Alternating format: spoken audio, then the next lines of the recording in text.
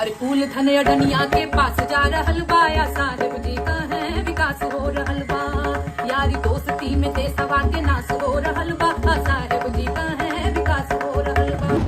नमस्कार, स्वागत है आपके अपने YouTube चैनल संतोष निदर्दी फैन में।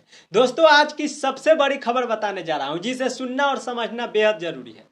दोस्तों, एक कहावत है, हम तो डूबेंगे सनम लेकिन तुम्हें भी ले डूबेंगे। कहा जाता है कि प्यार अंधा होता है, लेकिन क्या दोस्ती इतनी अंधी हो सकती है कि पूरा देश खतरे में पड़ जाए। दोस्तों, आज हम बात कर रहे हैं अमेरिका के प्रतिष्ठित अखबार वॉल स्ट्रीट जर्नल के एक सनसनीखेज खुलासे की। दोस्तों, बता दें कि इस रिपोर्ट में दावा किया गया है कि प्रधानमंत्री नरेंद्र मोदी के करीबी माने जाने वाले उद्योगपति गौतम अडानी ने ईरान के साथ कारोबारी सौदे किए हैं। यह वही ईरान है जिस पर अमेरिका के कड़े प्रतिबंध लगाए गए हैं। अमेरिका ने साफ कहा था कि जो भी ईरान के साथ व्यापार करेगा वह उसका अगला निशाना होगा। दोस्तों, वॉल स्ट्रीट जर्नल की रिपोर्ट के मुताबिक अडानी समूह गुजरात के मुद्रा पोर्ट के जरिए ईरान से कच्चा तेल और एलपीजी आयात कर रहा था। 2010 से 2018 तक भारत ईरान से तेल खरीदता रहा, लेकिन 2018 में अमेरिकी प्रतिबंधों के बाद भारत ने यह व्यापार बंद कर दिया था।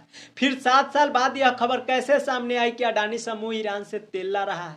दोस्तों, रिपोर्ट में कहा गया है कि फारस की खाड़ी से कंटेनरों के जरिए कच्चा तेल मुद्रा पोर्ट पर लाया जा रहा था। यह वही मुद्रा पोर्ट है जो पहले ड्रग्स तस्करी के मामले में सुर्खियों में रहा है।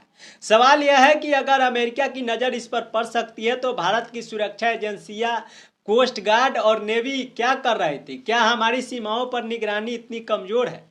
दोस्तों, बता दें कि अडानी समूह ने इस खबर को शरारती और आधारहीन बताया है। दोस्तों, उनका कहना है कि उन्होंने जानबूझकर कोई प्रतिबंध नहीं तोड़ा, उन्हें किसी आधिकारिक जांच की जानकारी नहीं है। साथ ही उन्हें वॉल स्ट्रीट जर्नल के खिलाफ कानूनी कार्रवाई की चेतावनी दी है। दोस्तों, बता दें कि लेकिन सवाल यह है कि बार बार अडानी समूह पर ही ऐसा आरोप क्यों लगता है? यह मामला सिर्फ कारोबारी मुनाफे की नहीं बल्कि देश की सुरक्षा की है।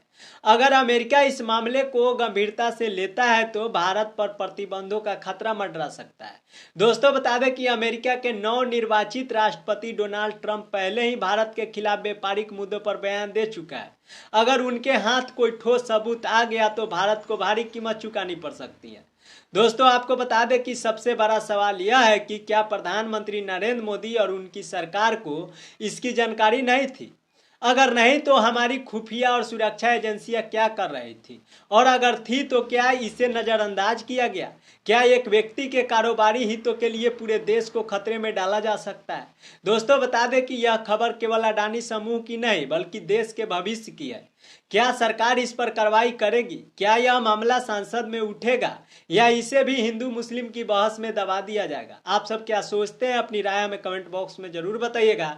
इस वीडियो को हम यहीं समाप्त करते हैं, मिलते हैं अगले वीडियो में। इस वीडियो को आप सब ज़्यादा शेयर करिएगा। हमारे यूट्यूब चैनल पे देख रहे हैं तो चैनल को सब्सक्राइब कर लीजिएगा। फेसबुक पेज पे देख रहे हैं तो पेज को फॉलो कर लीजिएगा, ताकि सारी अपडेट आप सबको मिलता रहेगा। Thank you so much.